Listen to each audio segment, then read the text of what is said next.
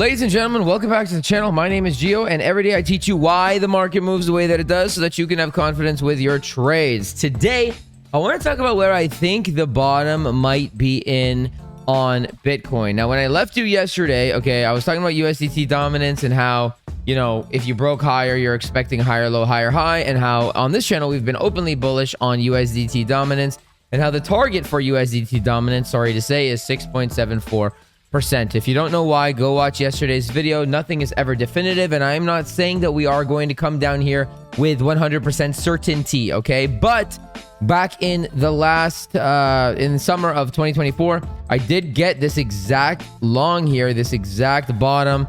Mind you, I was a little bit incorrect after that. I was right about this move, but then I was wrong about the last, quarter of this range, and you guys never let me forget it, but also the people that never let me forget it were the people that were wrong for the first 75% of the previous range when I was right for the first 75%. So I'll take that trade-off. Anyways, I want to talk about where I think the low might come in, okay? I want to talk about how I don't necessarily believe 100% certainty that the low is in yet. Okay, I wouldn't just start hammering the buy button just yet, but I want to talk about where I think the low may be and what makes sense for me.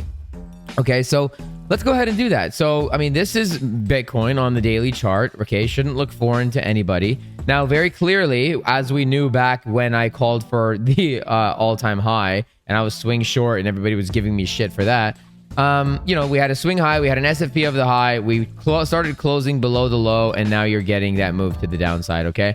This very well could be an accumulation model, right? A Model 1 accumulation, which we've also covered on the channel, and this could just be a spring to send you to the upside. Absolutely, especially considering all the tariff stuff, and from what I'm hearing now, Trump is gonna potentially stop the tariffs and whatever else, whatever, man. Like, look, we're talking pure technicals. Whatever happens with Trump or not Trump, that's not in my control. Of course, he can say anything at any moment and things will just either plummet or go to the moon. So keep all those things into consideration. Do not marry this idea, but I want to talk about technically where I think that this thing might go, okay? First of all, this is your previous range. We have not mitigated this range, very simply put, okay? If you take the high to the low and you extend that bitch over, we actually just missed it. Yesterday's move did not hit that box, and that is important because that box is not mitigated, and we need to understand, why does price move? Price moves for one of three reasons: to attack liquidity, to generate liquidity, and to rebalance an imbalance. Yes, this you could say is attacking liquidity. However, we have not rebalanced this imbalance, and this, by the way, is not foreign to this bull run. In this bull run, we haven't backtested any of our previous ranges. Nothing has been mitigated, thus creating a very unhealthy move on Bitcoin. If you've been around the channel, then you know that I haven't been very fond of this bull run for that reason. Okay, so technically speaking, your monthly structure is low, high, higher, low, higher, high. You would expect a higher low to then make a higher high. Where could that come in? Anywhere in this zone. Now, this is a huge zone, right? 73 to 49 is a huge zone, and I mean, that's not really helpful, right? If you call an exact low on a move like that, that's not really helpful. We want to be calling an exact low like this, right? Like we did in August of 2024. Again, full disclosure, I caught the low, but I didn't think that was going to be the low, but nonetheless, I digress, whatever that even means. Okay, what do we do? How do we narrow down this range? Because that's a little bit ridiculous. What can we do? Well, we can follow our structure from the low to the high that broke that level. So what's your structure? You have low, you have high, or higher low, higher high, higher low, higher high, higher low, higher high, higher low, higher high. Okay, so this is your last sell to the buy, right? Sell to the buy, your last high, higher low, higher high, before you started to break swing structure. Okay, so this box is where we can narrow things down, right? From this high to this low. What else can we do to narrow down this box? Let's get rid of the big boy because we don't need the big boys, right?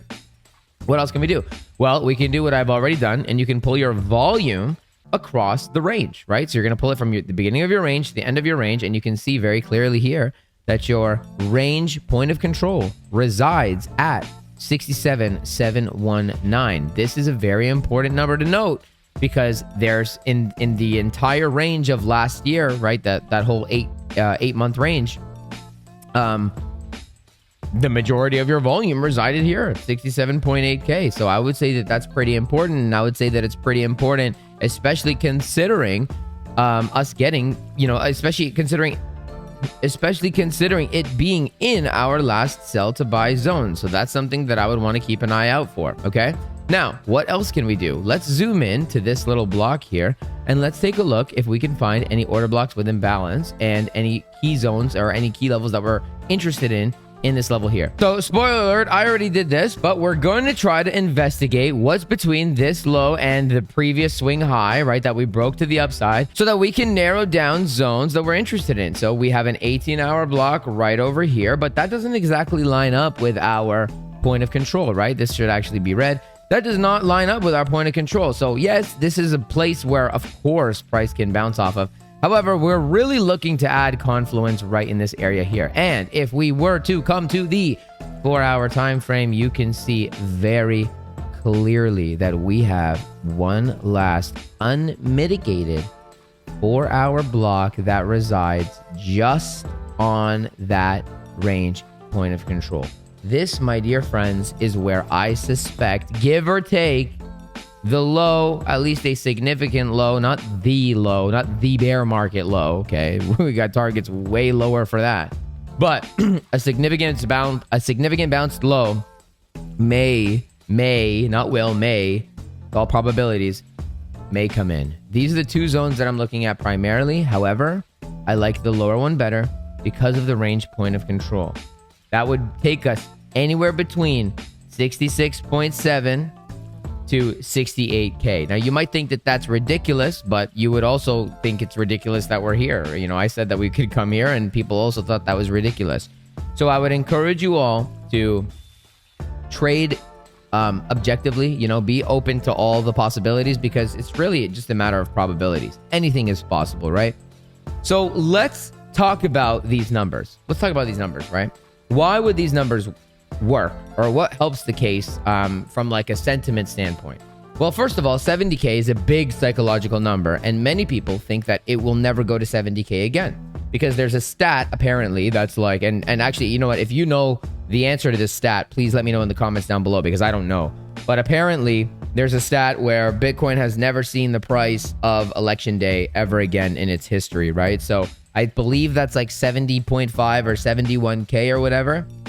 Again, you guys can let me know in the comments down below, but that would kind of like break that fact. We already know that this cycle is broken. I've been very clear about that. This cycle to me was broken the moment we took all-time high pre-halving.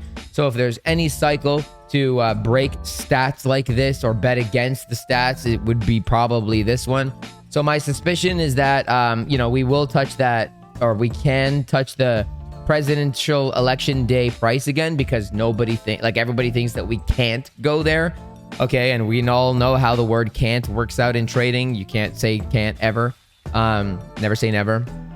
So there's that. Okay, 70K is also a big psychological number. So a lot of people are going to be buying 70K, and they're not really going to be scared to buy 70K because it seems like it's obvious. I mean, like, people are scared now, sure, but if we can get down to like 72, 71, 70, people are going to be like, oh man, 70K for sure is going to hold. But if you start losing 70K and you start going like, anywhere in this box, for example, like 68, 67, 66, maybe you even wick it and go to like 65, 64, then people are really going to be like, whoa, like what is going on? So that kind of strengthens that narrative as well. And as well, like, again, we have the range point of control here. You have this box on the low. A lot of people think it's impossible to go here. And so, yeah, I mean, I think like objectively speaking, I think that this would be max pain for the majority of people. And we've talked about what max pain in the grand scheme of things are, right? We've talked about how in the previous cycle, we've had a big correction. We've had a 50% pullback from the high to the low. Right now, you're only at 30%. Like, it seems bad because Bitcoin's taking its sweet ass time, but it's only at 33%. If we did come down to those levels, we would be down approximately 40%, which I think is more in line with, what's happened prior. But again, I'm not going to marry that idea necessarily for that reason, but I do think that these boxes here are of the utmost significance. Now, there are levels below this, okay? Here's the problem. The problem is that if you lose this low, things get really bad, okay? This low right here, actually. This 67K, I believe I made a video saying that this is my line in the sand. This 67K. If you lose this guy, it is really bad, okay? If you were to lose this low, you're allowed to wick it, okay? I would even allow, listen, I mean, not that it's up to me and what I allow, but I would even allow a very fast wick, like a capitulation kind of wick to the high 50s, right? High 50s. I would even allow it, a capitulation wick down to here or down to here. Okay, I would be open to it, but the candle, you cannot close down here, okay? You're allowed to wick this low. The problem is that if you start closing candles below here, I mean, look, the argument of, is the bull run over? We discussed it in yesterday's video. Go watch yesterday's video. The argument as to whether the bull run is over or not is, in my opinion, is irrelevant, right? At some point, you're going to have a bounce, and upon getting that bounce, you're going to be looking for every reason to short anyway, because it might be over, right? So whether you get the short from here, or let's put it this way, right? This year, it's expected for the bull run to be over, assuming that this is not, you know, the translated cycle where it's already over, right? So my point is this year, everyone's already looking to exit. Whether we exit like how you see on the chart right now, or we exit like this, you know, when you take the high again, it's irrelevant. Like, either way, we're looking for giga swing shorts. Either way, we're looking on the next leg to the upside, wherever we bounce from.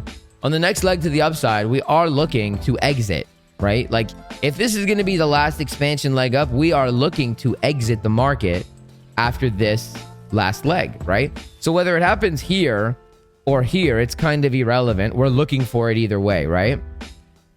But if you start closing below this blue line, number one, I fear that they're going to make a run for all this and you're not even going to get a retracement, which is, yes, it's possible. And number two, if you start closing below here, to me, taking the high again is out of the question. I'm already in the camp that the high is in on Bitcoin. I'm already leaning a little bit more like the high is in. I could be wrong about it. Things can change. Don't marry what I'm saying right now. Don't manage your portfolios based on what I'm saying right now, because like I said, things can change all the time. But I'm already in the camp that the high is already in. I'm more open to this idea as of right now, the way things currently stand. But yeah, I mean, it's not really a good look. It's not really a good look. So I got my line in the sand. I got my levels that I'm watching for. My favorite level, my absolute favorite level is like 67K. That is where I think that the market may bottom out. Unfortunately, this area right here, because we have so many unmitigated zones below, you know, that they could easily run for, it makes it a little bit more difficult. You know, when I nailed this low, it was very easy. It was like, okay, a lot of people will think this range will hold. We had an order block with imbalance right below it. Obviously, that range is not going to hold. It's going to get blown through. You didn't even have a nice accumulation there. And then, you know, now we got to where we're at now, right? Whereas in this range, you have those two blocks that I just erased down below. And then you have all that liquidity that they could run for. And especially if you're in the camp of, you know, this being the last 4-year cycle, which I am definitely in the camp of that. I do not think there's going to be more 4-year cycles after this one. Then, yeah, things can get a little bit sketchy. So I'm not marrying any ideas, but I do think that this might be a significant low. And if it's not this, man, like, the market is absolutely, in my opinion, absolutely cooked. Okay? Absolutely cooked. One more thing that could hold this thing up, or that gives confluence with the idea that it could hold it up, is that you actually did have a Model 1 accumulation coming out of this area, and that broke structure with conviction. And that Model 1 accumulation retested what appears to be a Model 2 accumulation. Came back for the retest. So listen, it's this blue line or bust. And that's all I got for you guys. If you like the content, make sure to hit the like button, subscribe, hit the notification bell down below. And if you would like to join my premium network, The Nexus, and you want to control your narrative and change your life, the link for that is also in the description down below and in the pinned comments. My friends, I will see you in the next video.